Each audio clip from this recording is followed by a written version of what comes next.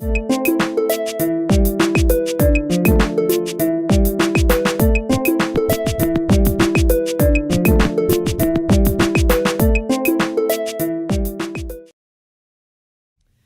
morning. As Governor Deal stated, Georgia faces an economic development imperative when it comes to college completion and drastically increasing the number of students and number of young Georgians that hold a post-secondary credential.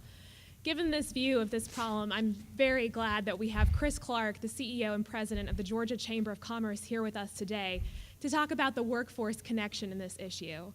Since taking the helm of the Georgia Chamber in November of 2010, Chris has looked at how the Chamber can be a force to improve Georgia's business climate, promote innovation and technology, encourage economic growth, and of course, focus on the reason why we're all here today, education and workforce development.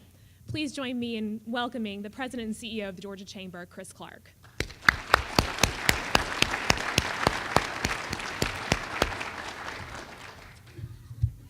Well, good morning.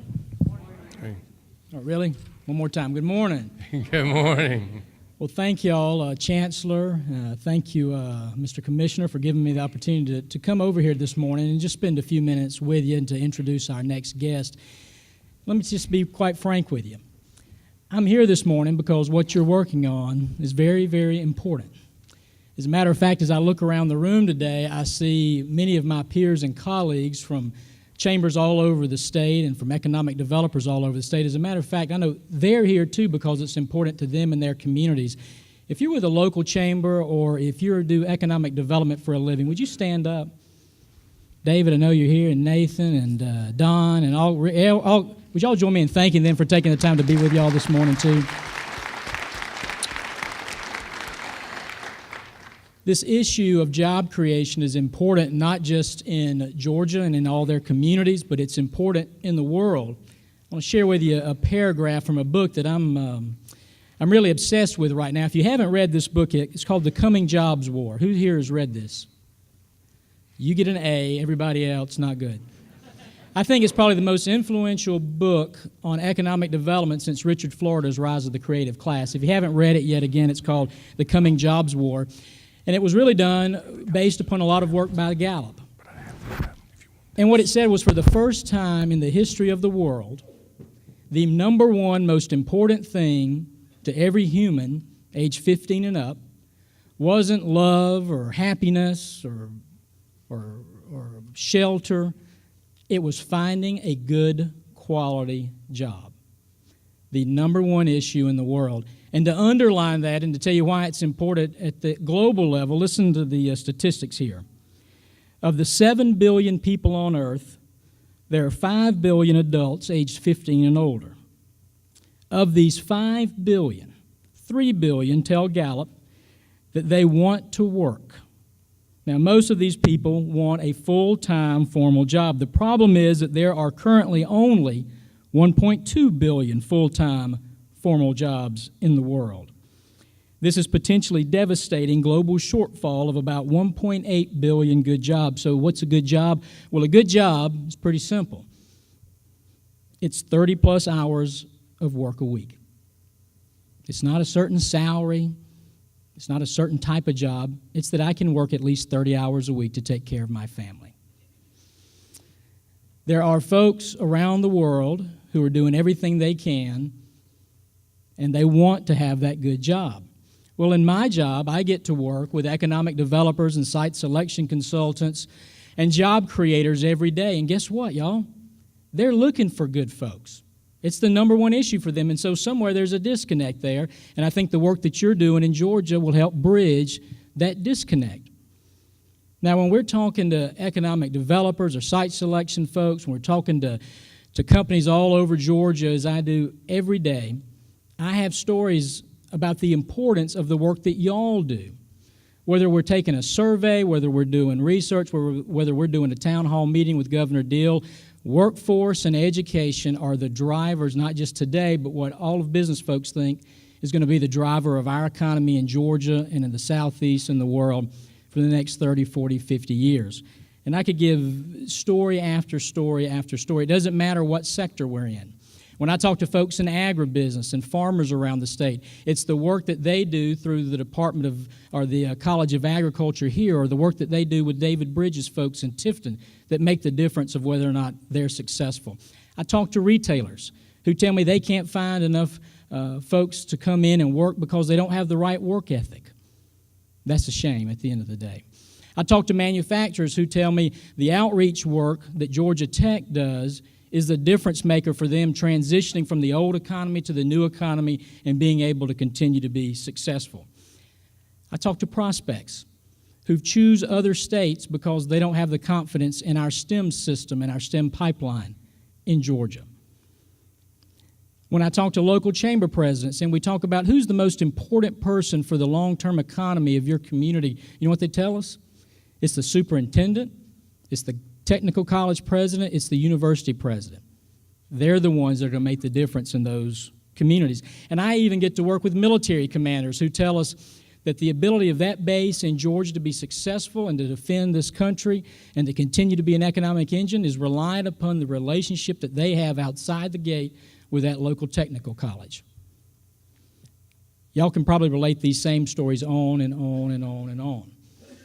The connection there is very easy to see. Well, that's why our organization at the Georgia Chamber and why business organizations across this state in the last few years have made a renewed commitment to be a partner in education, to take on whatever the challenge is with you because we realize that it's all interconnected and you don't have to do it on your own and we can't figure it out on our own.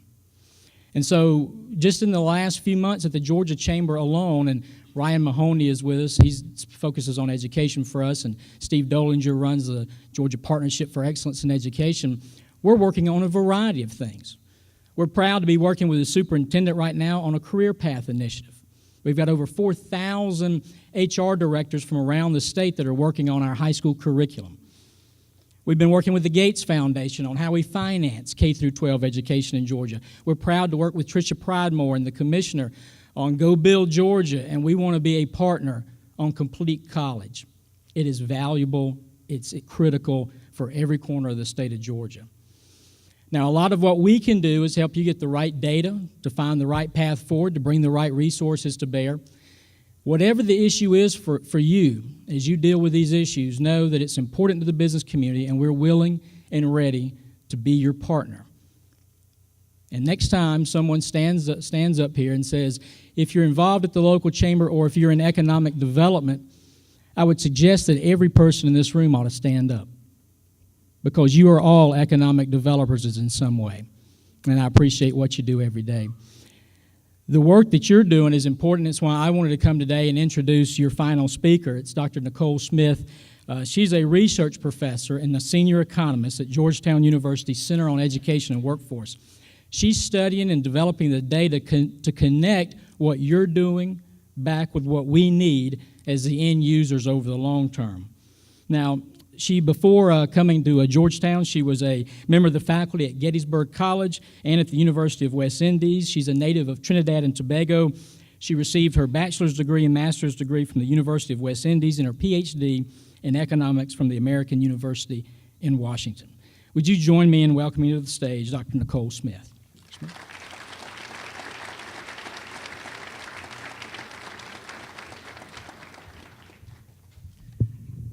Thank you, and good morning, everyone. It's really a pleasure to be here. I would like to first start by thanking Commissioner Jackson and Chancellor Huckabee, and especially thanking Linda Noble for making the initial connection so that I can be here today. Now, I know that Jim, when he was up here a moment ago, said that it's good to either be first or last when you're given these types of discussions. I'm not exactly sure if I want to be last, though, because my last is also the person who's standing between you and lunch. So if there are 400 people in the room and I'm last, I know it can get a little bit hairy. But I promise to try to stick to the point. And I also have 20/20 vision. I really just wear these glasses for the glare. So if there's anyone here that's falling asleep, I'm going to actually point you out. So... So I encourage you to pay attention, because I also ask questions. I've been teaching for quite some time as well. So The beginning of this discussion, this morning's discussion, we started off with Stan Jones and with Jim Applegate, and their focus was essentially on, now let me just make sure I can actually start. Am I going the wrong way? I'm going the right way. Oh. Their discussion was actually focused on supply. So, how best do we graduate the number of graduates that we need? How best do we attain our goals? How best do we get to the 250,000 number goal by 2020? How best do we get to Lumina's 2025 goal? And my job today is to talk a little bit about demand. So my side of the game is, well, okay, once we graduate all of these people, where do they go? Where are the jobs? Do the jobs exist? I can't tell you how many meetings that I've been to where, a lot of people are so focused on what's happening today that it's hard to get your head up from, out of the sand and look into the future. Most people think, well, we've lost over 8 million jobs in this recession. The jobs aren't coming back. And part of the story is, well, they are coming back. They're coming back much more slowly than we would have hoped. Right now, we're averaging about 140,000 jobs per month, creating about 140,000 jobs per month. But what's important for us to do is to look at, trends and to see what's been happening over time. What's noticeable in the trends is that the jobs that come back, the jobs that replace the ones that are gone, don't look very much like the ones that were gone. In fact, the jobs that are coming back require more and more post-secondary education and training. There's lots of talk of this man session. Everyone's heard about the man session, right? Have you heard of the man session? The man session is the recession that seemed to be focused so much on men. We lost jobs in construction. We lost jobs in finance. We lost jobs in sectors that were male-dominated. So there's this notion that it's the man session. And with this talk about the man session, this preoccupation with how many men have lost jobs, we almost forget that the education distribution of the jobs are also tell a story, also paint a picture. And what you find is that a lot of the jobs that are lost were low education jobs, and this is really one of the charts that Jim had showed earlier. A lot of the jobs that lost were jobs that required less than a high school diploma or a high school diploma. And in construction, mostly in construction industry, some of them in manufacturing. The ones that were replaced were in healthcare and in education and in STEM. And many of those jobs required post-secondary certificate or certification, something beyond the high school. So let's look at some pictures that tell us the story. So this is one of my favorite charts to show. It basically shows us for the prime age workers in America, what the education distribution of the workers were in 1973 all the way to 1992, 2010, and our forecast for 2020. And if you can't see these numbers, then I just encourage you to look at the color scheme, where blue means post-secondary, so blue is post-high school. And if you look at the first column of blue, that's 28% in 1973, and as you go to the right, you notice that the blue section is getting larger and larger and larger. More and more jobs, more and more of our jobs require post-secondary education and training. Now, this is not a coincidence. I mean, a lot of people, who give you the impression that, it's just chambers of commerce and managers buying degrees. Well, it's a little bit more than that. Employers are not willing to pay for what they can get for free. So if employers are paying an extra amount of money for this degree, then this suggests that there's some value to this degree. This suggests that there's some sort of value to this extra certification. And what we found is that the premium, the wage premium to holders of post-secondary education and training is in the vicinity of about 74%. So if you have some type of post-secondary education beyond high school, you earn 74% more than the person who has only a high school diploma. What this also means, this chart also shows, is there is this skills bias technological change, meaning that most of the jobs of the future are now requiring more and more post-secondary education. And the real example I like to use, because people can take home more from a story when they get examples, is when I was a teenager and I got my first car. The job of a mechanic, a mechanic is a mechanic, right? A mechanic is a person who fixes cars and fixes automobiles. That type of job existed in the 70s and the 80s and the 60s, way before. But if we look at the education requirement of the mechanic now, it's very different today than it was in the past. It's the same job that now requires more and more education. And the example I love to give is that whenever my car would shut down, my father would pop the hood and he would dust out the battery pole and spray it with some white solution. I'm thinking it's just baking soda. I'm not certain, but he would dust it off with this iron brush, and we would start the car, and it would work. It would start again, and I can go to the beach or whatever I was doing at that time instead of going to class. But whenever my check engine light comes on now for my car, I need to take it to the shop, and believe you me, before I even say what's wrong, it's $1,000 because they have to connect it to a computer. And now the mechanic is trained to read the code and to understand what the code means, the very same job of a mechanic. So inherent in progress is this bias towards more skill, this bias towards more education. Our jobs are requiring more education in the future. Well, what does this result in? This has resulted in a new type of worker. And I'm stealing the phrase, the T student, from an IBM person that I'd met in a meeting a few months ago. And this T student has broad knowledge in various areas of discipline, but deep knowledge in his own particular field. And this is what allows you to be able to connect in the 21st century job.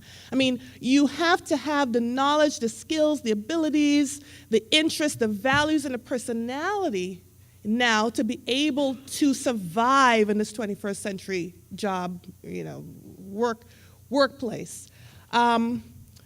When we think of what's required, I think Chris initially started talking about workers not having the appropriate demeanor for jobs. Employers complaining that soft skills are the skills that are most hard to come by. Part of it has to do with exactly what type of training that we're obtaining in the colleges and universities.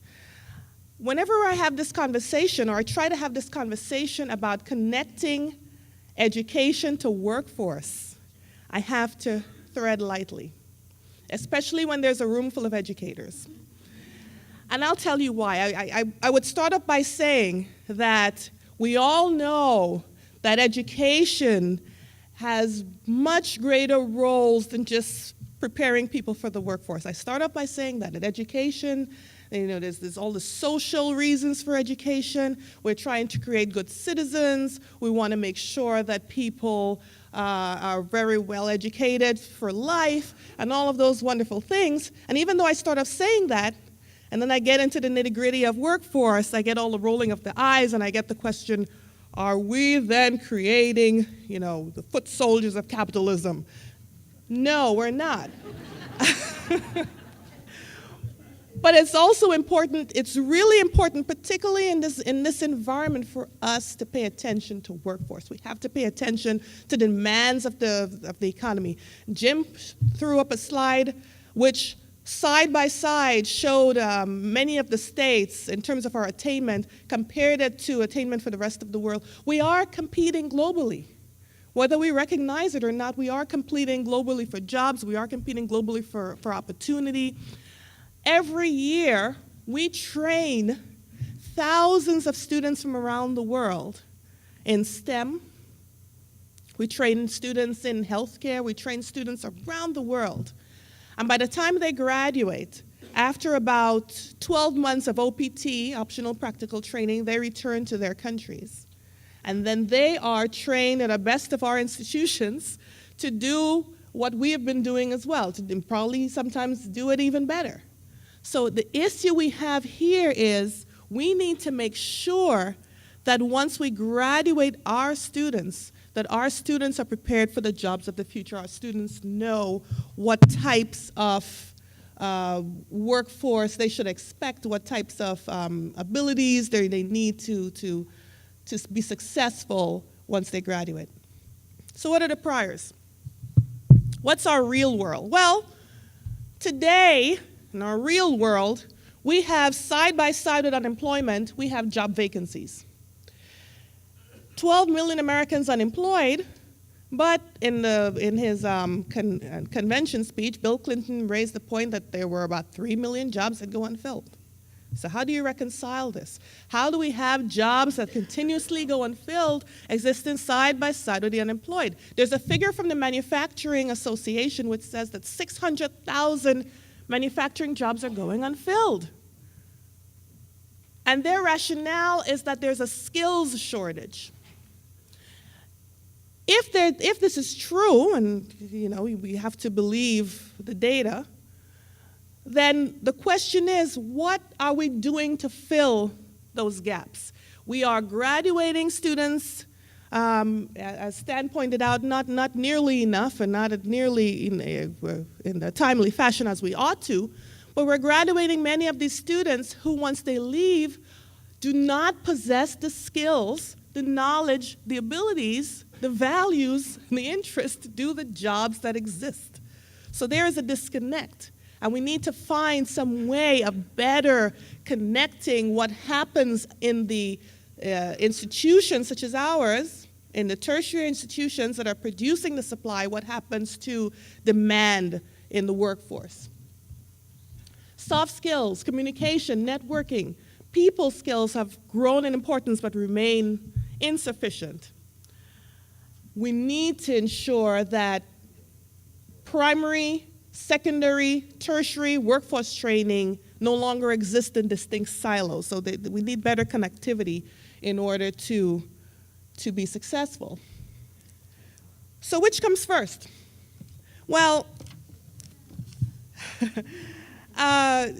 this morning, Commissioner Jackson and Chancellor Huckabee were talking about trying to find ways of ensuring that we get to the 250,000 goal. And it is every governor's goal or every state's goal to ensure that its workforce is adequately trained. You have to make sure that your students are trained, your graduating class is trained. I mean, in reality, it's a little bit difficult to do that because we have so much fluidity across borders. We might have students from Tennessee who are going and coming. Fortunately, Georgia is a magnet state, so Georgia has the ability to pull in workers and to pull in students as well. But even from the governor's perspective, if his charge also, part of his charge is also to create jobs for those workers when they graduate, it's easier for him to do so when he can demonstrate a prepared workforce, when he can say, look, industry, this particular industry, you can come here because we already have the trained workforce to do so. It's extremely difficult for you to encourage industry to settle in a particular area when they feel as if the workforce isn't prepared or they're going to have to train people and they're going to have to expend all this extra effort in doing so. So we have coexisting, which comes first? There's no real answer. We almost have to work at all of them together. We have to make sure that industry, workforce preparedness, and jobs all exist in tandem so that we can graduate students in institutions and that they are able to fulfill their dream. They're able to get a job once they graduate. We have insufficient access to data, inability to set data-driven goals. And we still have a somewhat weak economy, and I'm giving you an unemployment rate and GDP growth rate. We're still coming out of this recession that started in December of 2007, okay? When we look at the number of jobs that have been lost in this recession, and at its peak in February 2009, we lost over 900,000 jobs per month in February 2009. We've since recovered to about 140,000 on the positive side.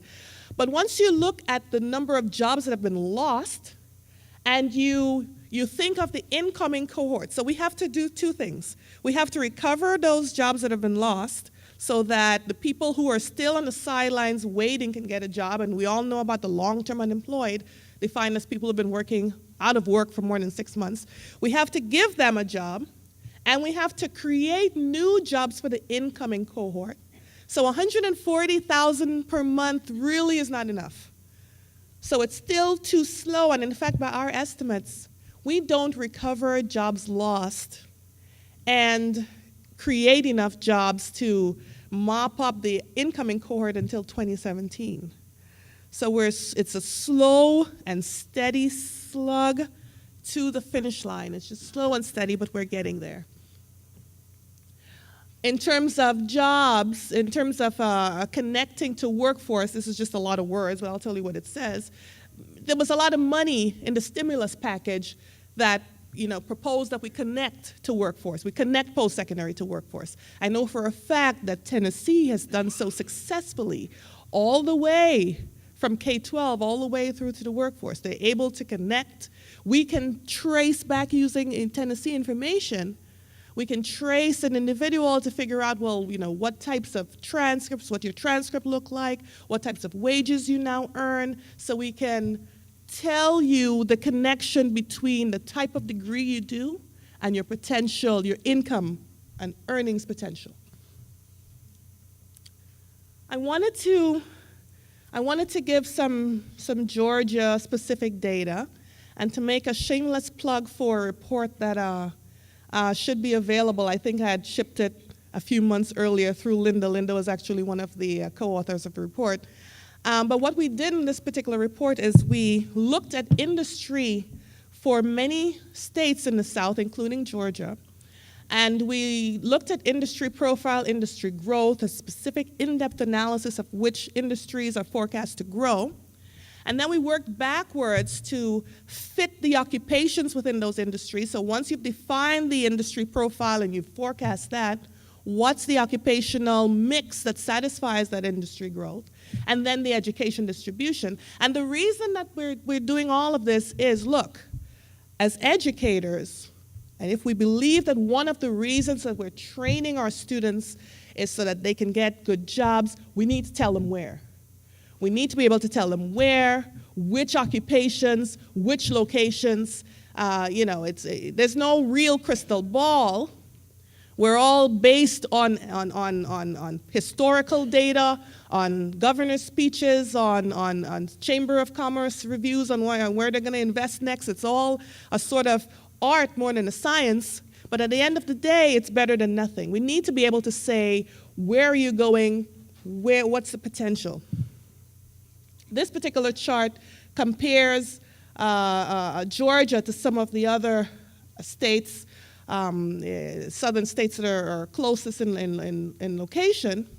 And what we have here is a sort of distribution of demand by education level. So we come from some college, and that's the dubious some college, which includes post-secondary vocational certificates. So some of them are valuable, and some, you might have a certificate in there, a credential, but sometimes you just have some college credits and not necessarily a credential. So there's some college, AA degrees, bachelor's degrees, graduate degrees by state. DC, of course, is an anomaly. We can almost throw them out. They're too small anyway.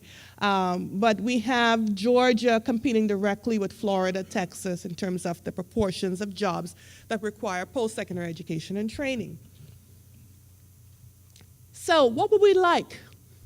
We would like information at the transcript level that will allow us to estimate the market value added per course. I want to know which courses add value. By my subjective definition of value, which has to do with your earnings potential. I know all about the other definitions of value, social value and all that. I want to talk about economic value.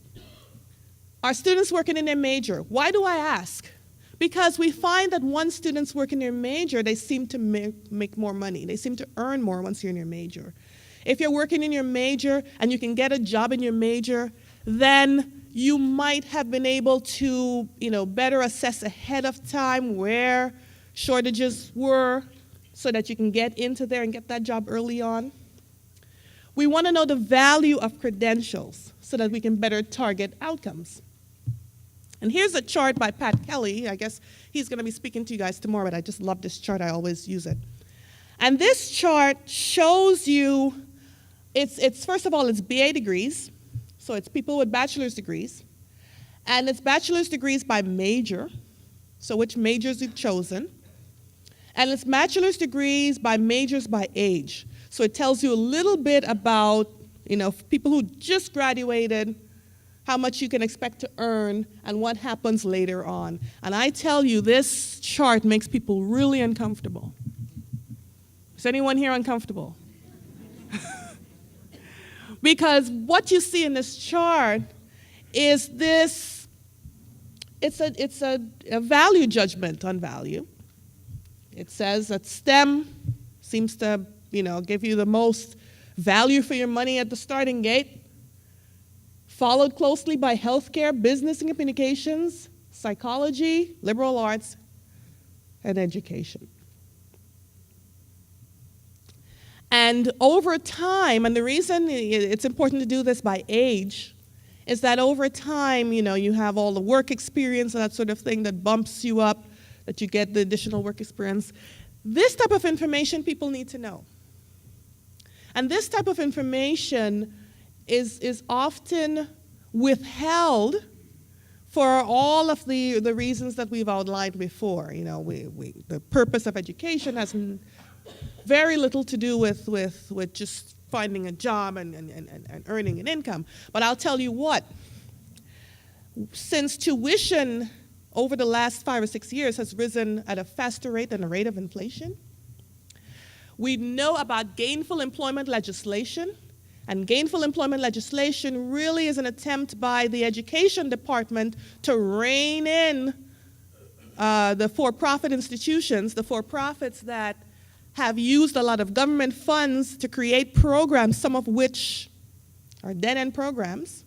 Dead-end programs in the sense that the graduates from those programs are unable to parlay their degrees or their certificates or certifications in the marketplace so that they can repay their loans. If you can't repay your loan according to this gainful employment legislation, then you're not going to have access to government funds anymore. So what this means for for-profits, for-profits have come back at this with a vengeance. Because as you can imagine, it's really a threat to their own existence. But community colleges are also concerned. We spoke a little bit earlier about access and success. And Jim spoke about access and success. And whenever we talk about access, I start thinking about equity. Open enrollment institutions are available to all. They're usually available to everyone. Anyone can come in, anyone can have an opportunity to, grace the college seats, to actually go through the college door and try to enroll. A concern, though, when we speak about success, is about efficiency. Once you open the doors to all, which is an equity concern, then how do you graduate as many as possible using, resources in a good fashion? And that's always a trade-off for economists. We know that there's a trade-off between equity and efficiency. And whenever I hear talk about metrics and goals and completion, and we talk about them as if, we can achieve this without compromising equity, I get worried. Because one of the easiest ways to ensure efficiency in graduation and success is to reduce access.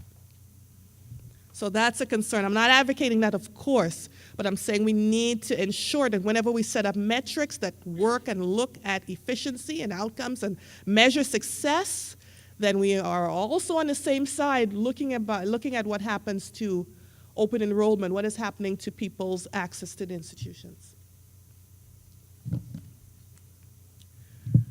it's not your degree. It's not only your degree, but it's the type of major you choose, it's the type of occupation you choose. That matters.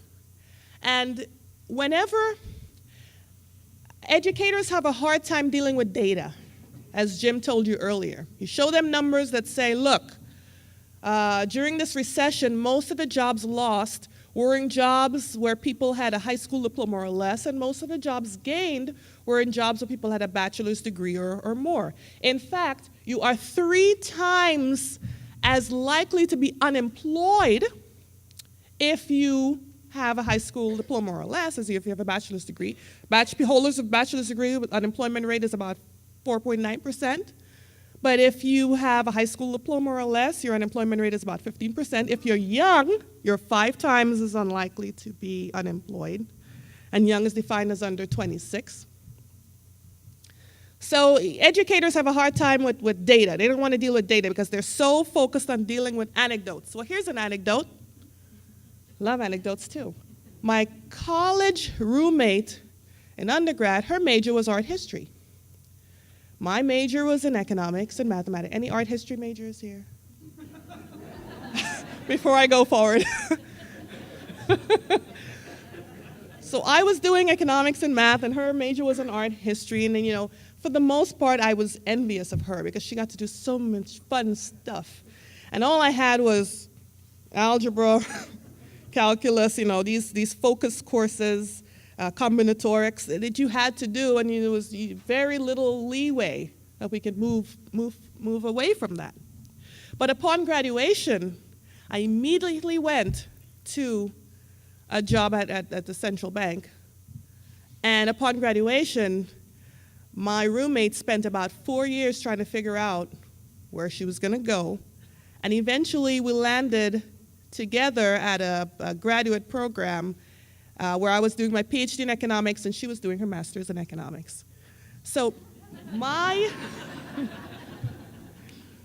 anecdote is intended to show I understand about finding yourself.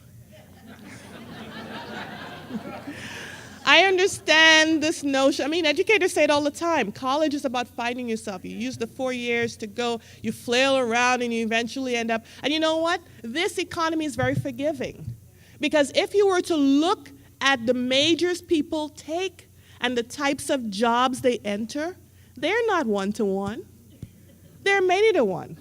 You might find people with art history majors who are working in STEM enterprises. You might find people who are physics workers who are working on Wall Street.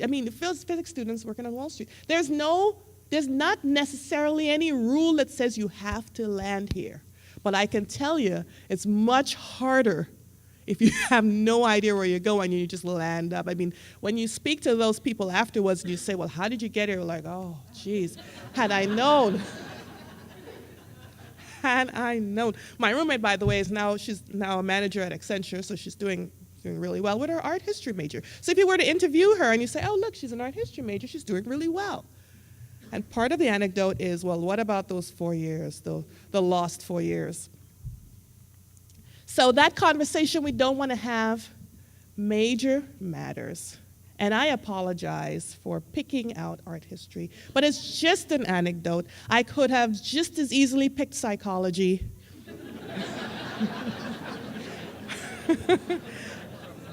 or social work.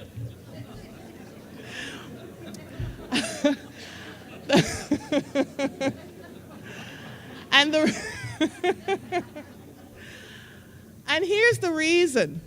Here's the reason. Another shameless plug. If you have the time, I want you to go on our website, cew.georgetown.edu, and I want you to look for a report called What's It Worth? What's It Worth? It's a report that takes 171 majors using the ACS data. Now, the ACS is an American Community Survey. It surveys 3 million individuals. Of those 3 million people, it looks at everybody's major. The first time they did it was 2010, and we've been able to use 2010 and do it by age. And it lines them up. And you have STEM and healthcare and all of that on the top, and you know what's at the bottom. You already know what's at the bottom. And again, this is not necessarily a normative thing for me saying this is what you ought to do, but this is what you ought to know. You ought to know that some types of degrees, if you are to earn a living wage, you need to go to grad school. You might need to go to get a graduate diploma. Another thing, women, let me get on the women. And I can say this because I'm female. Women. So I was making fun of psychology and art history and social work a moment ago. A lot of these traditionally female-dominated fields are also fields that have low wages. Teaching is one of them. It seems that whenever there are too many women, quote unquote, and that's more than 50%, whenever fields are female-dominated, the wages offered in those fields are lower. And that might be a value judgment, when these nurturing fields and that sort of thing. So you got to be very careful. If you plan to not graduate high school or graduate high school and don't go to post-secondary, you better be male. Because the only jobs that are still available to people with a high school diploma only who don't go to post-secondary, that still perhaps pays a fairly decent sustainable living wage, which I've defined as $35,000 a year and above, those are usually in the technical fields that are predominantly male-oriented or male-dominated, a lot more, 81% male, that sort of thing in those fields.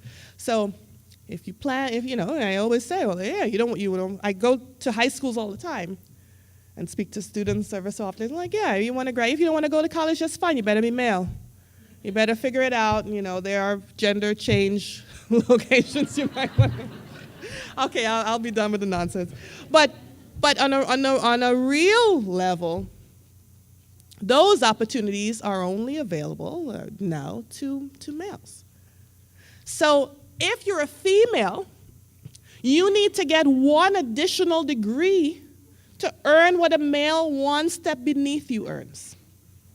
So a bachelor's degree female on average earns what an associate's degree male earns. A master's degree female earns on average what a bachelor's degree male earns. These are some realities. And this, we love to jump on the 76 cents to one and the discrimination, but it's also about choices, occupational choice. A lot of women choose these fields that pay lower wages. The example that I love to give is that when you look at the math programs or the graduation rate among math majors, female-dominated now. And this is my proxy for STEM. This is my proxy for STEM. Okay, you can do Algebra 2 and all that fun stuff. Yet once they graduate, what do? Do you go on to engineering? Once you graduate high school, you score in the top 10% of SATs. Where do the women end up? Teaching. Nothing's wrong with teaching. But if you end up teaching, then no, you're going to earn much less than if you pursued the STEM option. So, what's our march forward? Impact those at risk, strengthen pipelines, improve graduation rates, reduce need for remediation. I don't need to go through this. Stan has already done a wonderful job, and Jim about talking about this. I just wanted to talk about one thing that has been a little pet peeve for me, and I guess most people know about it, and I just want to mention it. Fisher versus the University of Texas at Austin. Ring a bell? Okay. So this is the Supreme Court case that should be decided by June, I think. I don't know. I guess whenever Roberts and they decide, that's when it's going to be available.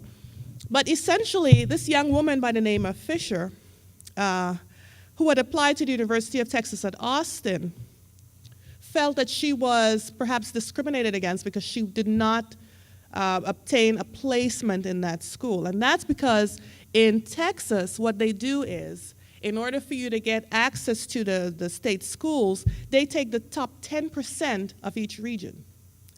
Well, the top 10% of low-income region, if you're in the top 10% of your class and you're in a really low-income, depressed neighborhood, you can still possibly be lower than, someone else who was in the top 10% of a better placed region. The results of this ruling has great impact for access for minority populations. So I think if we are unable, Jim said earlier that high educated people or the high income people already do a really good job of graduating their own. There was a chart he gave about 79% versus 11% for those in the lowest income quartile. And this notion that University of Texas was actually trying to figure out, not necessarily by quotas, color quotas, but this was actually by area, location. If you live in this low-income neighborhood and you managed, against all odds, to get to the top 10% of your class, then you're going to have the ability to go college. My question is, what happens when we eliminate this? We already have situations where, if you were to look at schools in the United States, post-secondary institutions in the United States, you have the haves and the have-nots. We talk about community colleges. We speak about for-profits. One of the major arguments the for-profits made is we take the students nobody else wants. We take the non-traditional students. We spoke about the traditional student. The non-traditional student has become the traditional now. So our question is, I want us to pay attention to the big legislation as well and how that's going to impact and what happens with our access when we graduate this incoming cohort. We have to commit to good data. We have to engage stakeholders.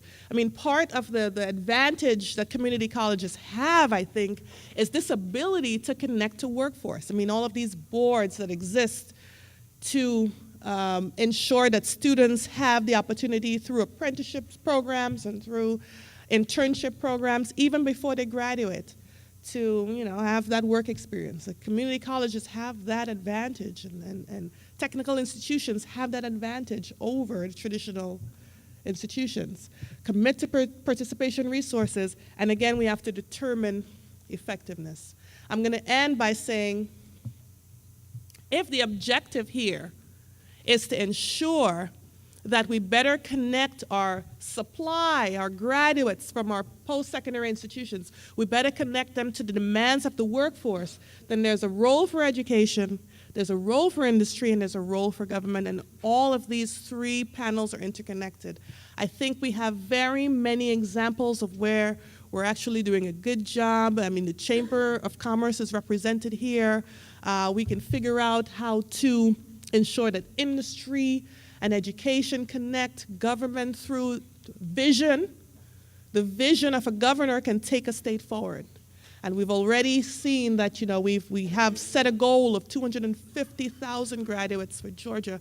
We need to make sure that once they graduate, they know exactly where they're going to go. They've made good decisions regarding what types of majors they select, and that they can in turn contribute to the overall economic success of Georgia 2020.